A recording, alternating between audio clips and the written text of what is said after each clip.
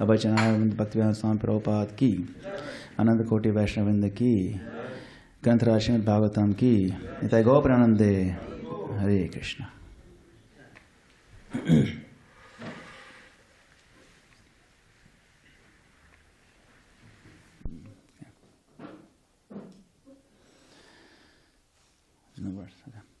Om Namo Bhagavate Vasudevaya.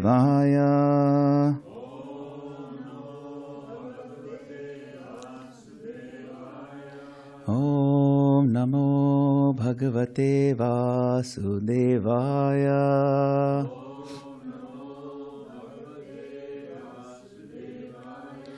Om Namo Bhagavate Vasudevaya.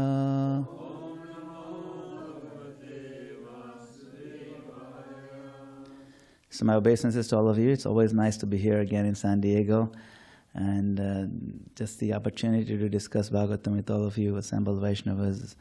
All of you are so progressive and advanced. It's always a joy to discuss these subject matters. All the devotees who attend here in person, all the devotees who are attending online. It's a real joy to be with you. So dear devotees, this morning the Bhagavatam places before us a very sobering scene. The war is over between Ram and Ravan. Ravan is gone, he's dead. The dust has settled. The victory has already been decided.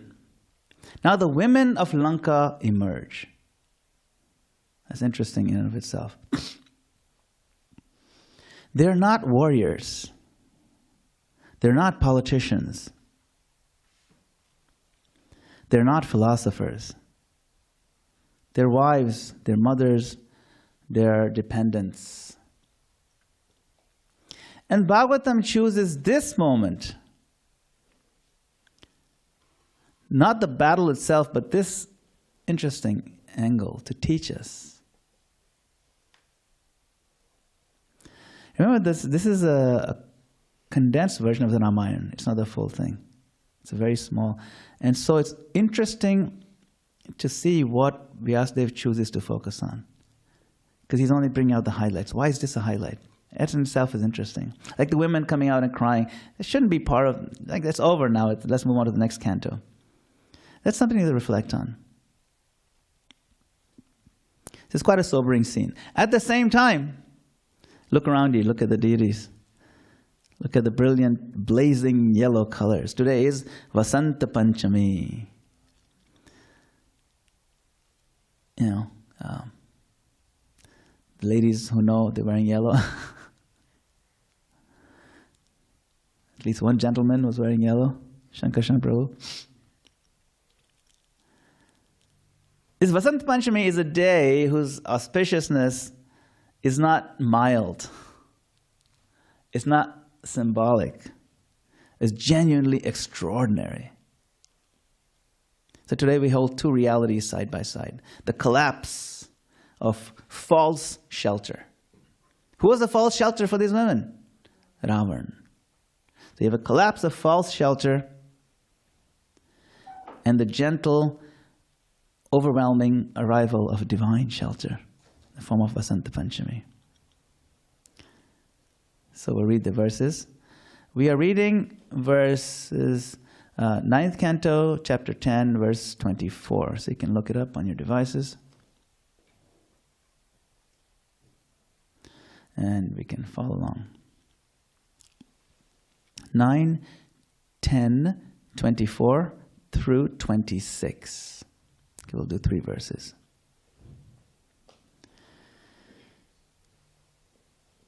Tato nishkram, oh, it's all word by word, sorry.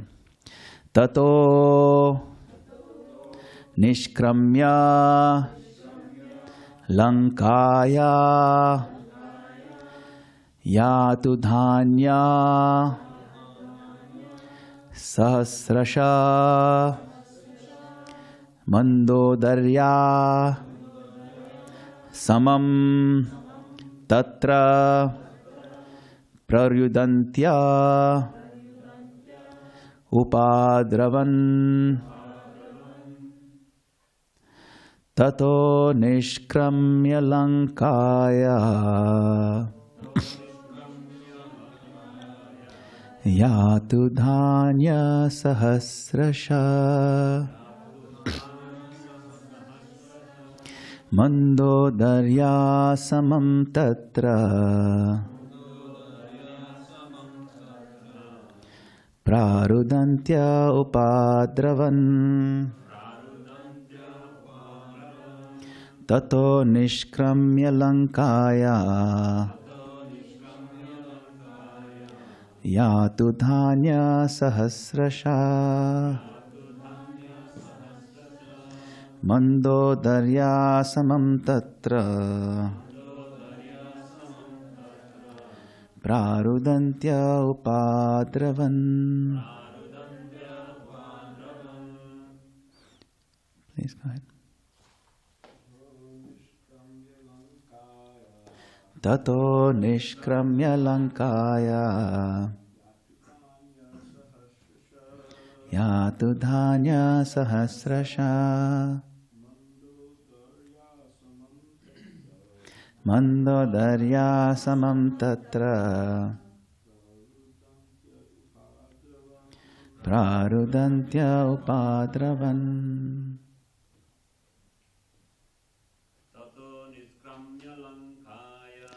Tato nishkramya lankaya yatu dhanya sahasrasha mandodarya samam tatra prarudantya upadravan. Tato nishkramya lankaya yatu dhanya sahasrasha mandodarya samam tatra prarudantya upadravan. Mataji maybe.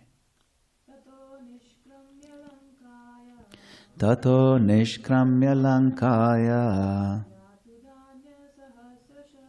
yatu dhanya sahasrasha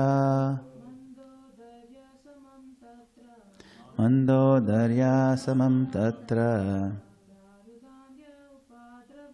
prarudantya upadravam.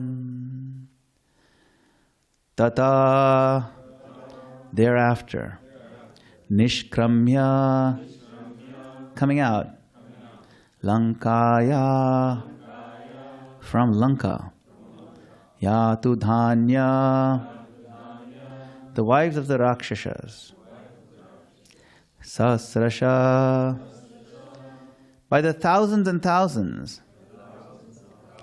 mandodarya, headed by Mandodari, the wife of Ravan, samam, with, tatra, there, prarudantya, crying in lamentation, upadravan, came near their dead husbands. Translations and purport by His Divine Grace, A.C. Bhaktivedanta Swami Srila Prabhupada ki jai.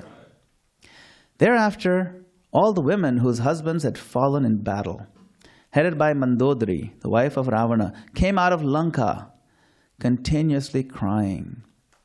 They approached the dead bodies of Ravana and the other Rakshasas. So I'll read the next couple of verses. Just go through those. Swan swan badhun parishvajja lakshmaneshu birarditan rurudu suswaram dina jnatva atmanam atmana. Striking their breasts in affliction because their husbands had been killed by the arrows of Lakshman, the women embraced their respective husbands and cried piteously in voices appealing to everyone. Ha hatasma vayam natha loka ravana ravana kamyaya charanam lanka Twadvihina parardita. O my Lord, O Master, you epitomized trouble for others, and therefore you are called Ravana. But now that you have been defeated, we are also defeated. For without you, the state of Lanka has been conquered by the enemy. To whom will it go for shelter? Srila Prabhupada's purport. Ravana's wife Mandodari and the other wives knew very well how cruel a person Ravana was. The very word Ravana means one who causes crying for others. Ravana continuously caused trouble for others. But when his sinful activities culminated in giving trouble to Sita Devi, he was killed by Lord Ramachandra. Purport ends here. Hare Krishna. Notice that the Bhagavatam does not sensationalize. It simply lets the scene breathe. It just gives you kind of what's going on. Prabhupada's purport kind of follows in that same mood. See, Mandodari is standing at the center of this tragedy. She's actually one of the most well-known, you can say, chaste ladies of the time. She's actually known for her chastity. Really, she was intelligent, she was virtuous, and she warned Ravana repeatedly, don't do this, you're really asking for trouble. She actually warned him. So it's not like she was a doormat that you just listen or just be quiet. No, she actually warned Ravana. And yet when Ravana was killed by Lord Ramchandra, she collapses in grief. Why? She knew. She's saying, oh, you caused trouble, you troublesome troublemaker, and yet you're gone, I'm so sad. It's interesting. She knew very well what he's doing was wrong. Even while he was doing it, he was about to do it. After he did it, after he got killed, it was just wrong through and through. And yet she collapses in grief. Why? Because knowledge alone does not uproot our emotional dependence. When we're very deeply emotionally invested, theorizing, philosophizing is not enough. She tried. She had enough theory and philosophy and understanding to tell him don't do it, but she was still very deeply, So this is one of Bhagavatam's most mature teachings. This is something when we look at Bhagavatam, we look at the nuances being brought out forward. Understand the background. Who is Mandodari? Why is she crying like this? Other women we can understand, but she is known to be knowledgeable. Mandodari cries, she says, without you, to whom will Lanka go to for shelter? That question is the real verse. Srila Prabhupada highlights something in his purport. It's very chilling. Ravana's name. He kind of zooms in on it, right? And he says, Ravana's very name means one who causes crying for others.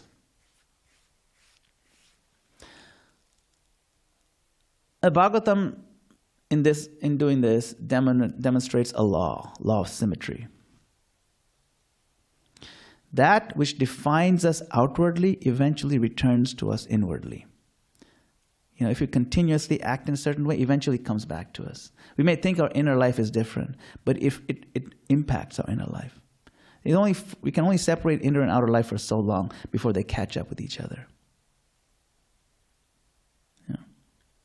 Ravana, what did he do? He caused the crying of sages and good kings, pious families, and finally Sita Devi. He made her cry. And now the closest to him are crying because of him. This is not punishment, this is symmetry. This is things evening out. See? What are the wives doing? Who are they embracing? Lifeless bodies. They're striking their breasts. Their voices are described as suswaram, the sweet and touching. This is the word in this.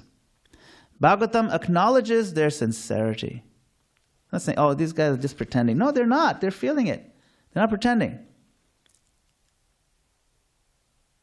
But who is their shelter? Ravana. It's a false shelter. They're insecure right now, not knowing that the real shelter is about to come, that Lord Ram is going to provide their shelter. He's going to install Vibhishan, who's a true devotee of the Lord, and so on. They don't know that. They think, oh, where will Lanka go for shelter now? As if Ravan was a great shelter. See? So Bhagavatam acknowledges their sincerity, but sincerity without proper shelter still suffers. Sincerity in and of itself is not enough. It has to be aligned with a proper shelter. Sometimes we approach Krishna, but we don't have sincerity. That also is not that great. But sometimes we have a lot of sincerity, but we approach the wrong person or the wrong goal in life. Then that sincerity will be your own undoing. The sincerity in and of itself is hard to do, hard to be sincere. But sincerity in and of itself does not take us to Krishna. It has to be aligned with Krishna. See? So this is one of the most uncomfortable truths in devotional life. That material shelter always dies before our attachment dies. The shelter in which we are attached to will die before us. It'll get pulled away. Our attachment will remain. And the gap between the two is where our suffering lives. We suffer between this gap of our attachment and that shelter. And that's what you see in the tears of Mandodari and the wives. That's what we want to zoom into. To let that impression, when we read the Bhagavatam, let every verse and every picture and impression go deep into our hearts. And when we discuss the class, let's try to really zoom into the message that Vyasadeva is trying to bring forth. Yeah. Now somehow, by the mercy of the Lord, this verse falls on Vasant Panchami. So that's the Lord being very brilliant. Places this scene on a day like today. What a contrast. Vasanta Panchami is not accidentally auspicious.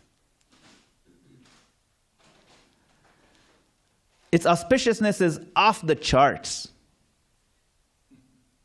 This is not one holy event. It's a flood of divine occurrences converging on a single day. It's amazing. First, Krishna himself declares in Bhagavad Gita, chapter 10, right? He says, of seasons I am the flower-bearing spring. Spring is the only season he claims that I am. He didn't say, I'm also the winter, I'm also the summer. No, only spring. That's interesting. Why? Vasant Panchami marks the arrival of spring, but why spring? Because this Vasant Ritu, the spring season, is the only season, it transforms without violence. It's a beautiful, gradual transformation. Winter doesn't get destroyed, like smashed. No, it gets outgrown by flowers. Bhakti works exactly like that. It transforms beautifully. It's joy from the beginning to the end. See? So, on this day, what do we remember? We remember the Vasanta Rasa Leela. See, Krishna does Sharad Ras. Sharad means in the autumn, in the fall. He has this beautiful Ras. That's that Maharas that we read about in the Bhagavatam. But there's also another Ras Leela that happens here on this day, Vasanta Ras Leela. This is Ras Leela without urgency. This is Ras Leela without anxiety, without a sense of desperation. It is love that has already found its shelter. The Ras Leela reminds us, the gopis who have found shelter in Krishna, how happy they are. It's a good day to contrast this verse, because today's verse shows that what happens when love loses its shelter. And we see the gopis who have found the true shelter. It's a good day to contrast. What else happens on Vasant Panchami? Vasant Panchami is the appearance of Saraswati Devi. Right? Devim Saraswatim Vyasam Tato Jayamudirayet. We say that. We are invoking our spirit. We actually, right? Prabhupada translate. This is Saraswati Devi. So Saraswati Devi is not outside the scope of our prayers. This is crucial.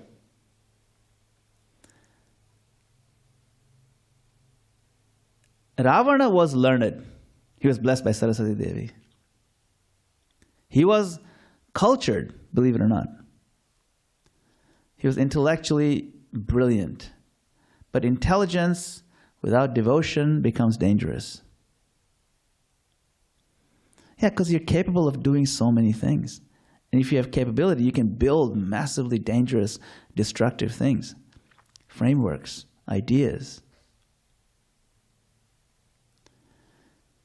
Bhagavatam itself begins by offering obeisance to Saraswati, right?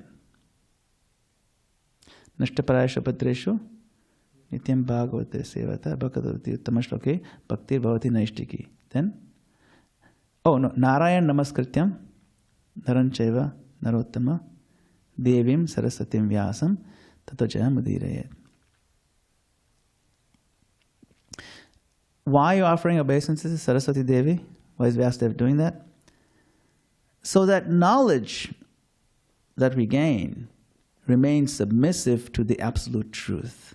The knowledge that we have, the ability of applying our intelligence with the knowledge, has to be aligned with the absolute truth. Otherwise, that same knowledge can destroy us. What happened to Ravana? See? So, just trying to connect Vasant Panchami, Saraswati Devi, to today's verse. It's a bit of a stretch, but you can see the connection. Everything is connected. Ravana was blessed by Saraswati, but then she, when the Lord appears and Saraswati Devi gives deference to the Lord. Similar thing happened. Anyone know the pastime where Saraswati Devi gives deference to the Lord?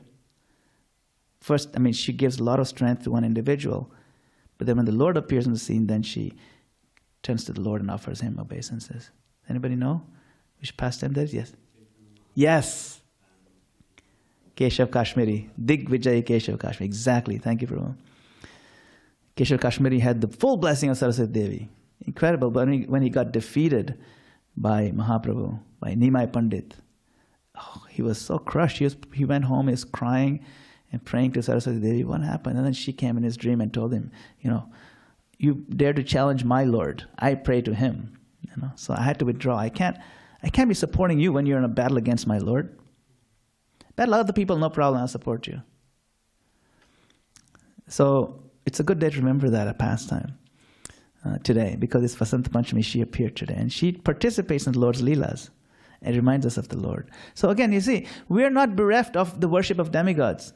When we glorify Saraswati Devi in Chaitanya Charitamrita, we are worshipping her by bringing her into the Leela of the Lord. Worshipping demigods, honoring them, glorifying them, our devotees do it all the time, but in the proper context. And it pleases the Lord when you do it in that way. So Vyasadeva also brings her into the picture. And Vyasadeva again comes as Krishnadas Kaviraj and he brings her into the picture again.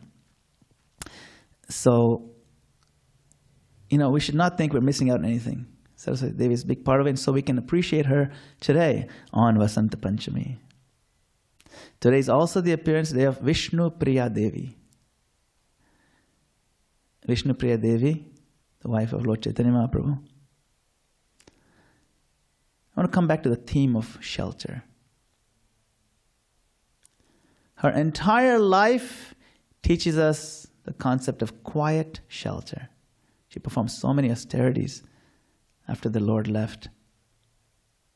No drama, no protest, no bitterness, just unwavering fidelity, loyalty to the Lord, faith in the Lord, and inner depth, unfathomable depth. Again, a contrast. She's the complete opposite of what's happening in Lanka right now. in this scene. Complete opposite. Full faith in the Lord. Even though the Lord has gone and left, she maintains a faith and strength. Vishnu Priya. It's her appearance day today, so amazing. Then it's also the day of Pundarik Vidyanidhi. Pundarik Vidyanidhi is an amazing devotee in Lord Chaitanya Mahaprabhu's Leela. He was externally very opulent. He was one of the richest people in the town. And he lived in opulence too, like a king. Silken bedding and the best dresses and lots of servants and best, finest, delicacies. Of course, he's a pure devotee. But externally opulent and internally drowning in prema. So much soaked in love. Bhagavatam constantly dismantles the idea that external appearance defines your devotion. Constantly.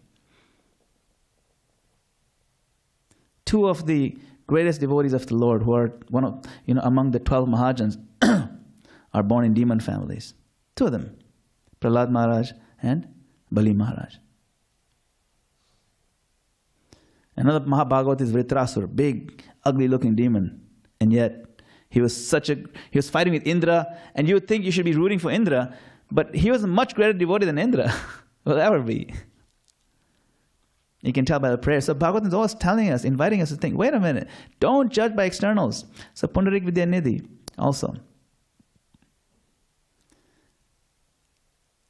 Ravana also had opulence. He was also rich. He had the silken things and everything. But only one of the two had surrendered to the Lord. The right shelter had surrendered. Therefore, we glorify Pundarik Vidyanidhi on this day. Anybody know the appearance day of Ravana? No, we don't care. We don't care what calendar day. We don't observe the half-day fasting. But we celebrate these great devotees, Pundarik Vidyanidhi. He was loaded too. Pretty rich guy. But he was also overloaded with prema. Actually, Pundarik Vidyanidhi was an incarnation of, does anybody know? Vrishabhanu, that's correct. Vrishabhanu, Radharani's father. Yes. It is also the appearance of Raghunandan Thakur. Raghunandan Thakur has some nice pastime. He's also in that Leela. And he was such an advanced devotee, he was more advanced than his own father, So then, I think as Mahaprabhu said, are you the father or is the son, He's such a great devotee, So, Raghunandan Thakur successfully invited the Lord in the deity form to interact with him and accept him. It's really sweet pastime. So, his appearances today, so many, it's like everywhere you go, so many nice things today. His story reminds us that devotion invites the presence of the Lord in your life.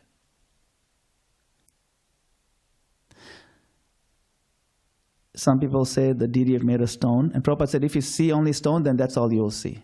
But if you see the Lord and recognize the Lord here, then the stone becomes deity, not by force, but by love. So Lanka and Lanka's policies relied on force. You can't force.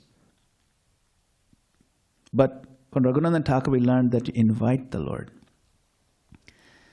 So Ramana relied on force. Bhakti relies on invitation. When we chant our japa Hare Krishna, Krishna Krishna, Hare Hare, Hare Ram, Ram Ram, Hare Hare, we're inviting the Lord to come into our lives. And we're then asking the Lord after we invite Him, please accept us, please accept me into your service. That's the fundamental baseline mood and prayer that we chant with. And we want no other mood in our consciousness at that time. Only that mood. And no other thought. There should be no thought. We have a mood, a prayerful mood, and no thought on the mind. The mind should be fully occupied in hearing the sound. And that is a system that Mahaprabhu taught. In fact, tomorrow we'll spend 6 hours trying to just work on that one thing.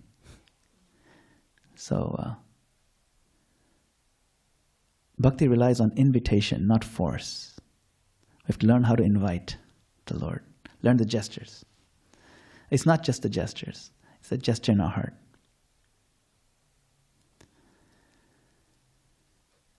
Astonishingly, Vasant Panchami is also the appearance day of Srila Vishwanath Chakravarti Thakur. Wow! I mean, how many times did Prabhupada quote him in his purports? It's a great Acharya in a line. He's the Acharya who clarified shelter. He defined dependence, how to be dependent on the Lord. And he systematized Raganuga Bhakti. Like, how can you approach something that's spontaneous in a systematic way?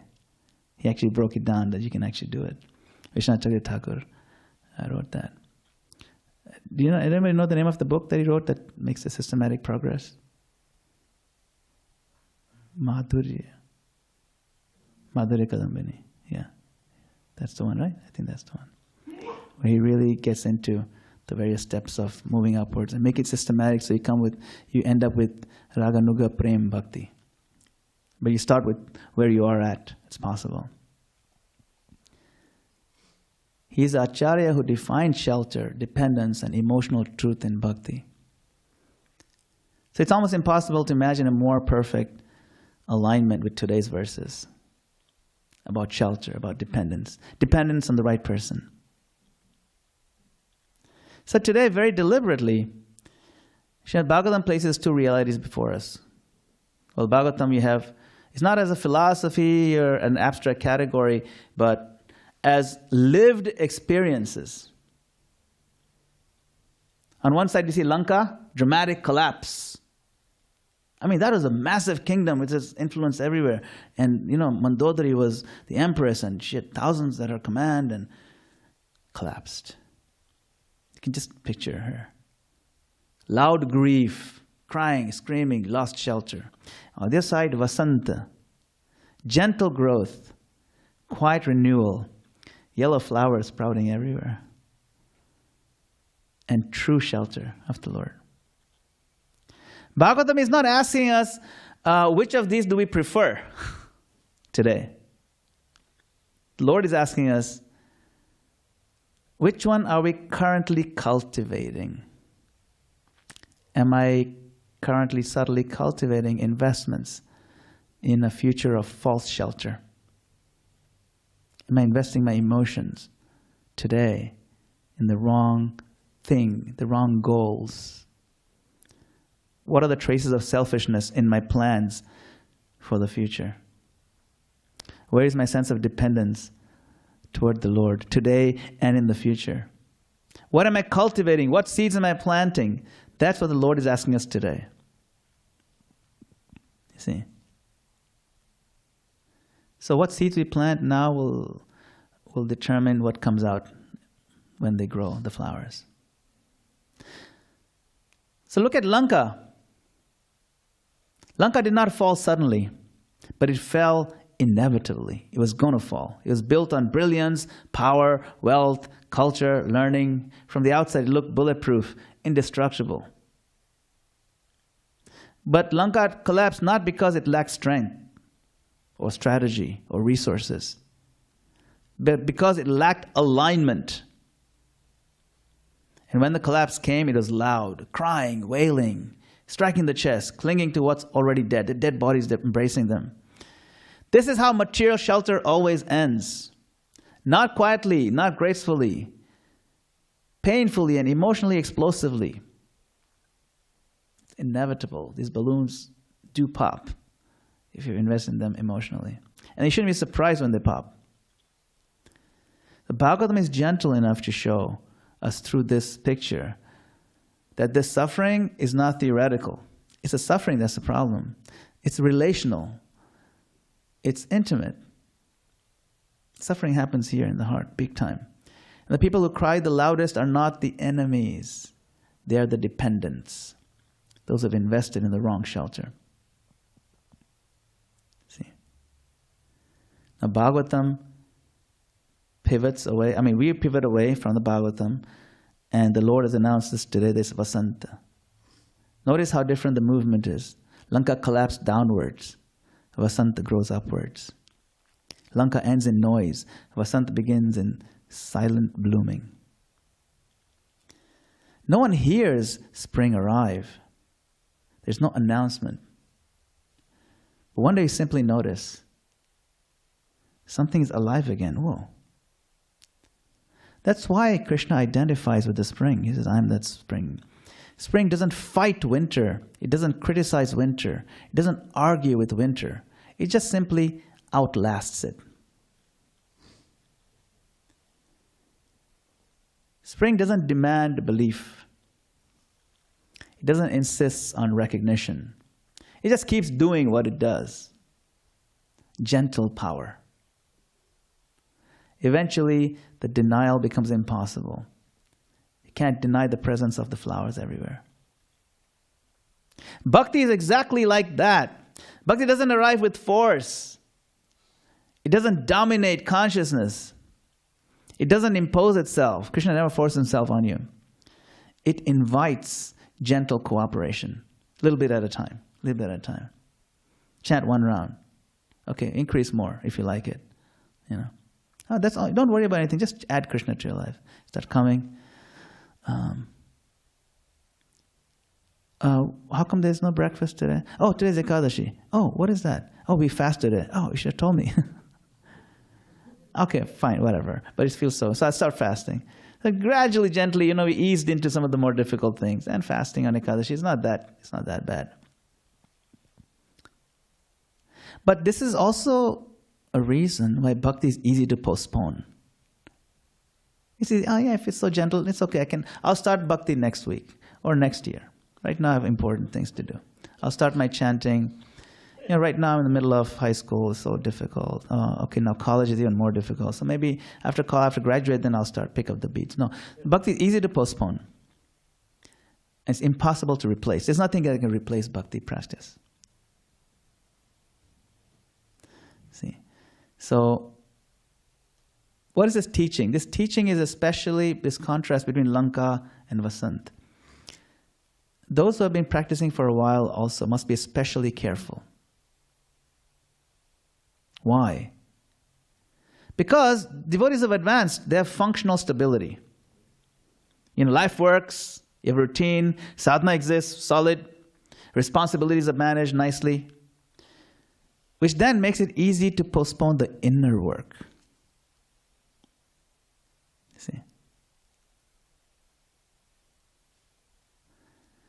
Lanka did not look unstable until it was already too late. So Vasanta Rutu, the spring season, by contrast, doesn't wait for crisis. It begins before necessity forces it. It just works on time. So today is Vasanta Panchami. We're not just celebrating auspiciousness. It's offering good timing for us to remind ourselves to work on our inner lives. Make our inner surrender much, much stronger every day. Stronger than we were last week, yesterday, even by a little bit. So bhakti does not demand, it invites. Krishna invites. Krishna doesn't force. He's actually taken a vow not to force us. If he forces us, then it wouldn't be freedom anymore. Our love will be at gunpoint. So he doesn't force us. He invites all the time. Yes. Material energy demands attention. It creates urgency. It manufactures crises. Bhakti waits. Bhakti waits patiently for sincerity. All these so-called crises, they're ultimately inconsequential to the soul. But bhakti invites us to step out of that whirlwind. We don't even belong here. Why are we so getting worked up and caught up by it? It doesn't create that sense of crazy, desperate urgency, like just enter into another whirlwind. But there's a quiet urgency that's required. The urgency to crank up our sincerity, to be a little bit more humble, for a sense of building our willingness to be more like Krishna wants us to be. And when bhakti comes in our lives, like really establish itself, it comes gently, but it stays, it's deep-rooted, and that's the difference. It's the difference between the material paradigm and the bhakti paradigm. So when we hear these verses today, Bhagavatam is not pointing at Ravana, it's pointing inward. It's asking us, very softly, is your bhakti growing like spring, or is it are you building a facade like Lanka, inevitability of falling? Spring doesn't argue, it simply arrives. Bhakti doesn't demand, it invites. And today that invitation is especially strong. Hare Krishna, thank you. Srila Prabhupada ki jai. Okay, oh, it's 8:30 already. Okay. Are we out of time? Yeah, till quarter after. Oh, okay. Okay, great, sure. So anybody has any comments or questions? Yes, Vijayamani Prabhu. Hare Krishna. Hare Krishna. Thank you, Madana-gopāla Prabhu. Wonderful lecture. What I liked that you said about shelter dying and attachment stays, and that gap is suffering. But in our example, isn't it the same? That we also have experience of that suffering, but of course for the proper shelter. And it's in an example of Lord Ramachandra as well, as we read earlier. Okay, can you say that again? I didn't quite catch exactly what you're saying about the gap. Right, the gap is called our gap between our attachment. Yes, attachment and Yes. Shelter. Shelter dies, but the attachment stays. Yes, right. Because when you're attached to the material, usually the material shelter that we invested in dies before our attachment is gone. And so when that disappears, or somehow it's gone from our hands, then we really, really suffer. Right? And so then your question was, isn't that the same as? Isn't that the same that we experience that as well? Because our shelter... We meaning? Devotees. Devotees who are practicing. Because Krishna can come and go in... Maybe it's a little esoteric, but with the example of the gopis, for example, he comes and goes. So. Yes, it's a good question. Good question. Krishna may be here and present before us, and we feel His presence, or we don't feel it. Like the gopis were in so much misery when Krishna disappeared from the rasa dance. It's a very good question. So, the real issue, the real pain, is being something we are not.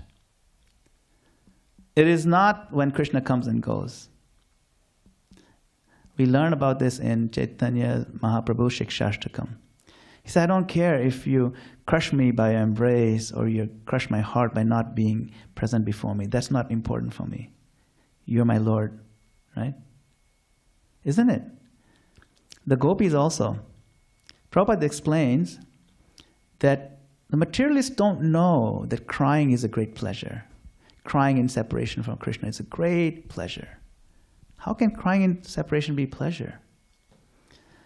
Because when Krishna is being remembered and we're calling out to Krishna, whether Krishna is physically present and you feel His full presence, or you feel His absence and that's an intense feeling, vipralamba.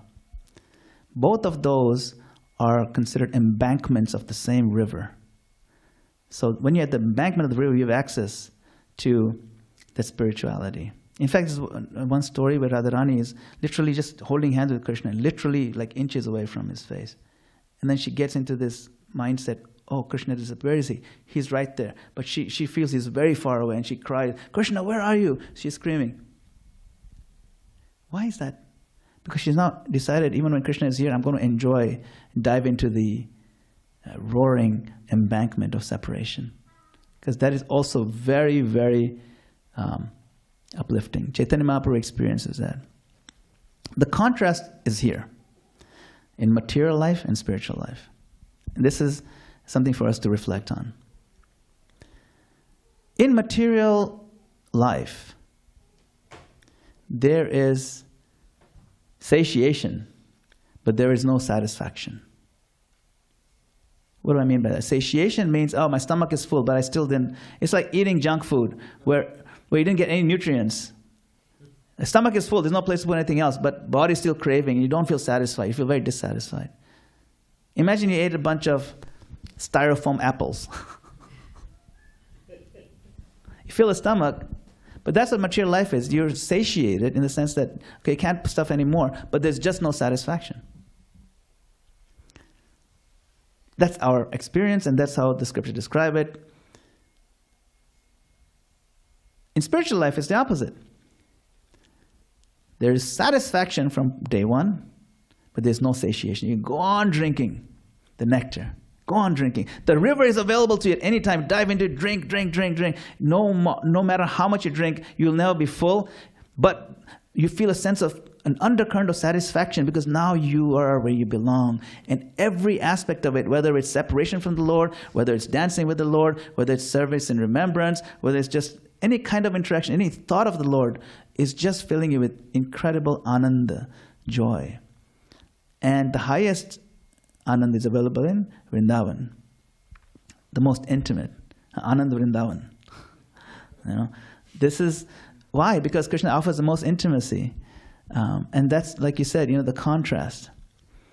Interestingly, in this 9th canto, we see that scene of Lord Ram crying out for Sita, misery.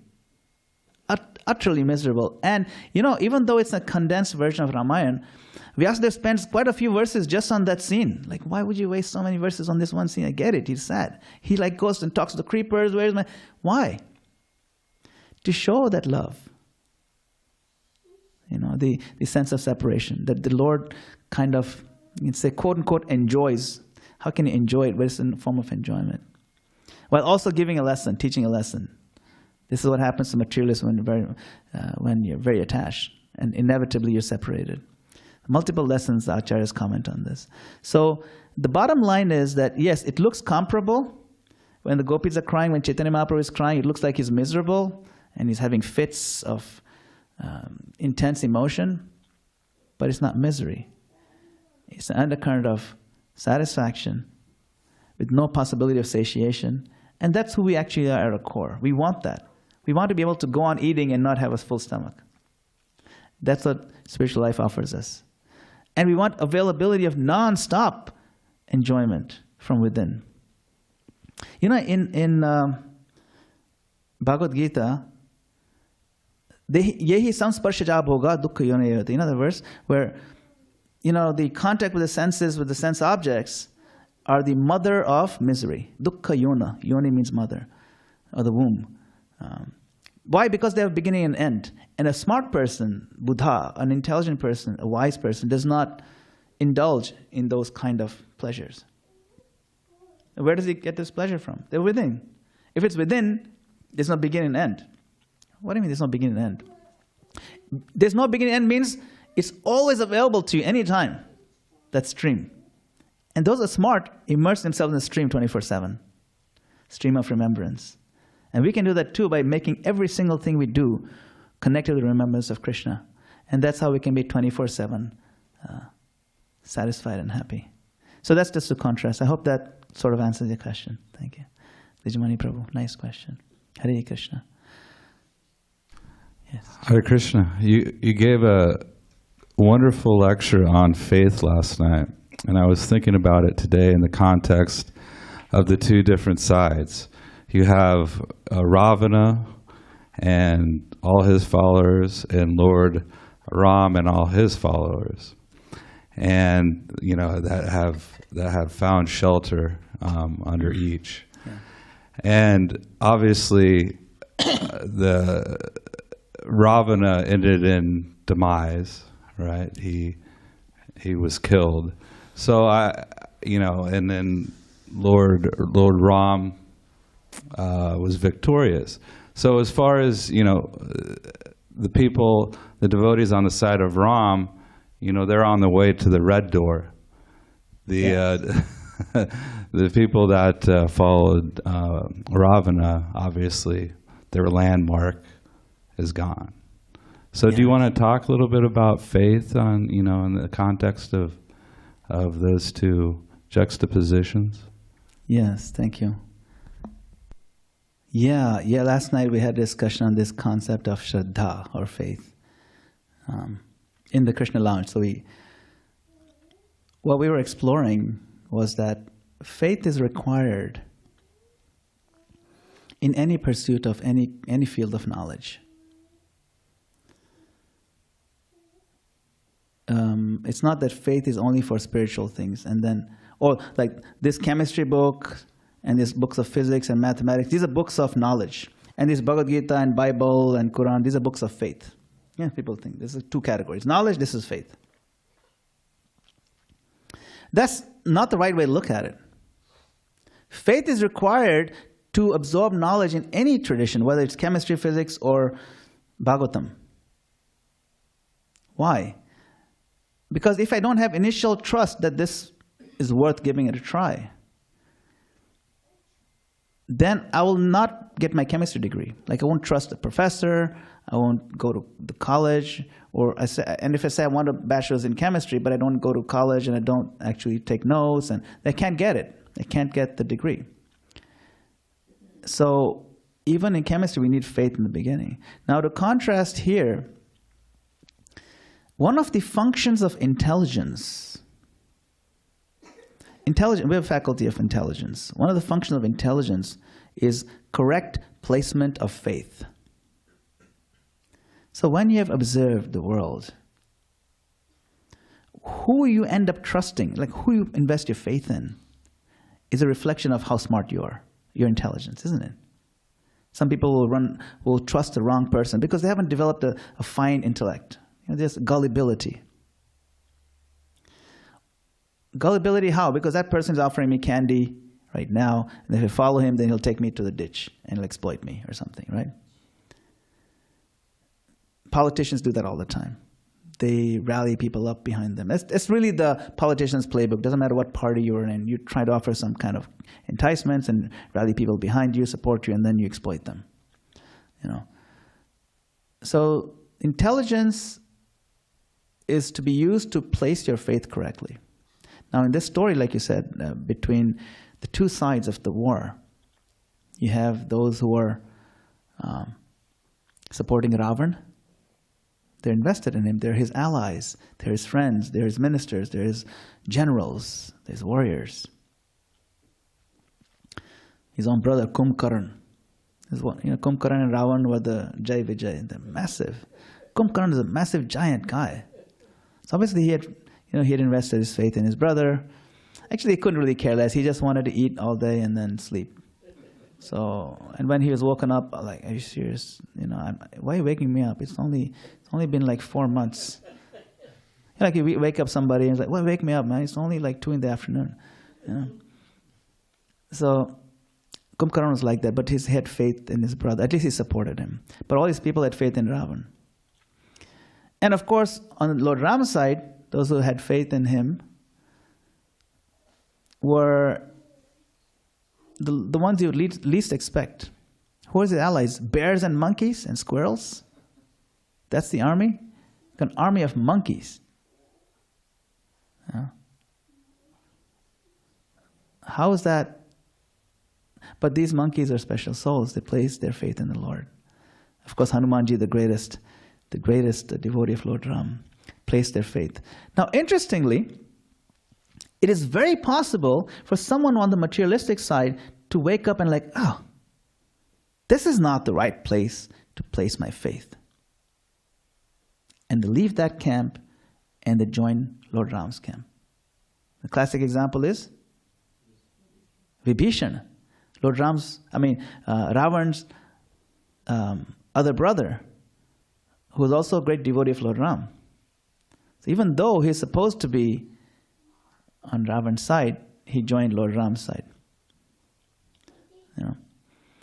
And sometimes we may not even recognize some people. And that's what happened when Vibhishan was flying in to meet Ram for the first time. And the battle was about to be. Ram was still on this side of the ocean. Then Lord Ram's friends and supporters, Hanumanji and others, are like, oh my God, the demons are coming. Looks like they're going to kill us. Let's attack them. They shouldn't be doing this. We should kill them right away. Lord Ram said, no, look, they're not having any weapons. Yeah, but they're flying. Like, that's freaky in and of itself. I said, no, just give him a chance, give it a shot. So Vibhishan came and he bowed down to the Lord. And Hanuman said, no, you should not trust these guys. And Lord Ram said, Sakrideva prapanno, yes, yavan yaschasmi. It's a very beautiful verse from Ramayana that is quoted in Chaitanya Charitamrita. And Lord Ram gives assurance to the monkeys and everybody else. He says, Sakrideva prapanno, yes, that if one even once, even non-committally, says, my Lord, I am yours, from that point onwards, I give him abhaya. Abhaya means fearlessness. I award him fearlessness. Freedom from all insecurities. That is, and this is my dhrida vrata. This is my strong vow, promise. And so if they're coming and taking shelter, even once, not like I don't need them to do it continuously, just once, Sakrideva. And even that may not be fully committal. I will award them this. So, just want to come back to your question, that when the correct placement, like you see Vibhishan placed the faith, replaced it, he moved it. Actually, he has always been a devotee of the Lord from the beginning. He didn't have to move his faith. But you see, he changed sides. In the sense that he was expected to fight on Ravan's side, but he never did.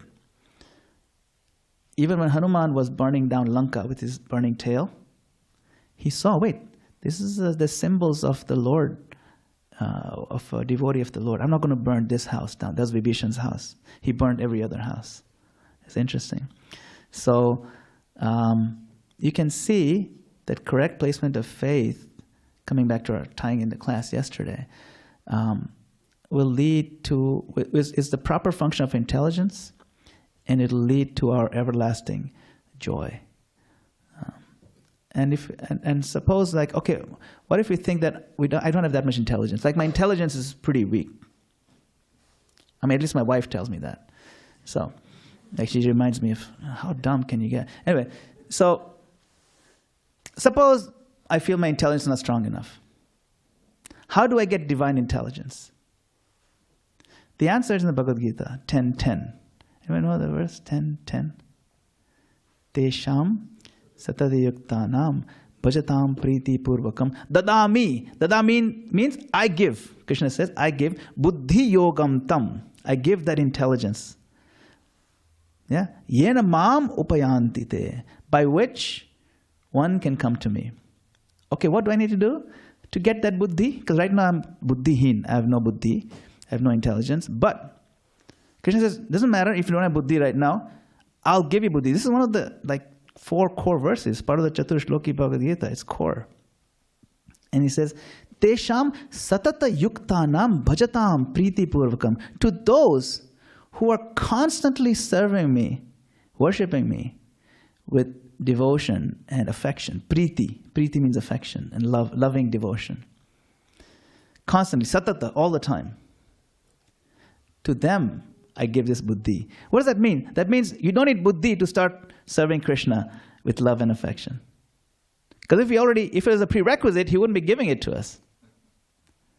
So you don't need to be super smart.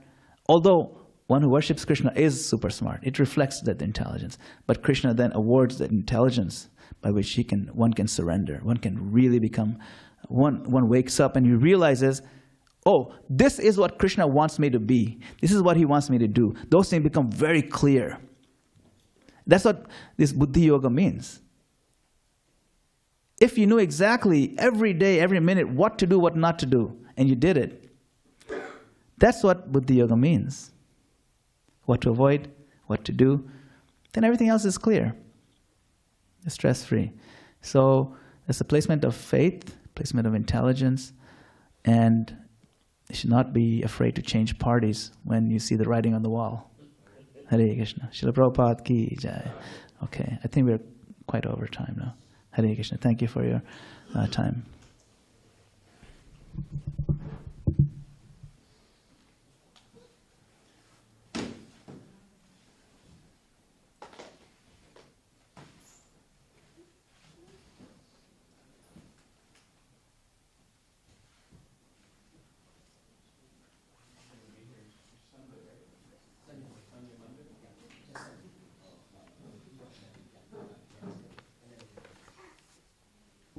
Put it in my bag for me, please. Thank you.